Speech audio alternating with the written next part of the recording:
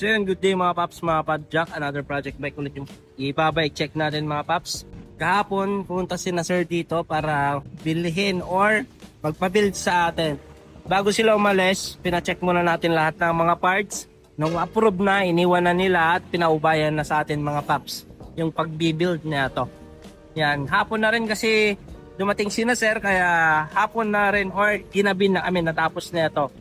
Isa-isahin natin itong mga parts na kinabit dito mga paps. Pati yung price sabihin natin. Nung sinend ko to kagabi kay sir, nagulat siya kasi talagang in-overtimean pa namin at napaka-pogi ng outcome. Ayan.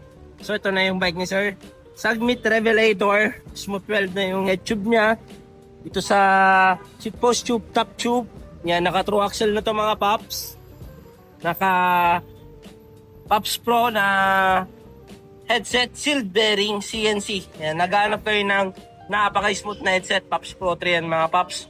Carbon na handlebar, tangke, sear grip, Submit MT201 na brake set, alloy niya yung lever niya mga paps.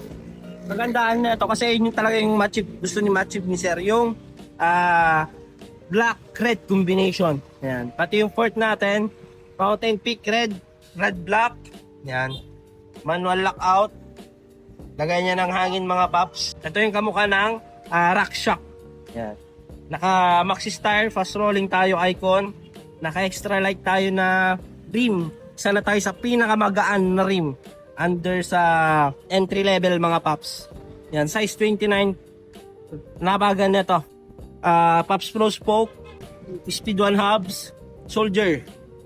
Dahil sold out tayo sa Pops Pro na rotor, tangke yung nilagay natin mga paps. Naka-Jore na shifter, Jore na RD, Jore na chain, Jore sprocket, microspline to mga paps, 1051.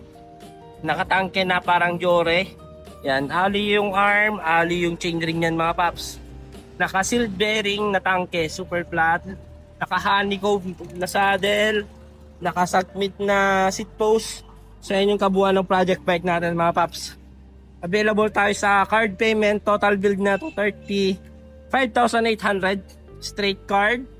Yan, pwede installment via Metrobank at discount naman cash 33,500. Kaya kung gusto nyo rin magpa-build ng ganitong bike, kapogi, visit lang kayo sa Pops Bike Shop. Marami rin tayong naka-assemble mga paps dito at saka meron din sa loob. Thank you.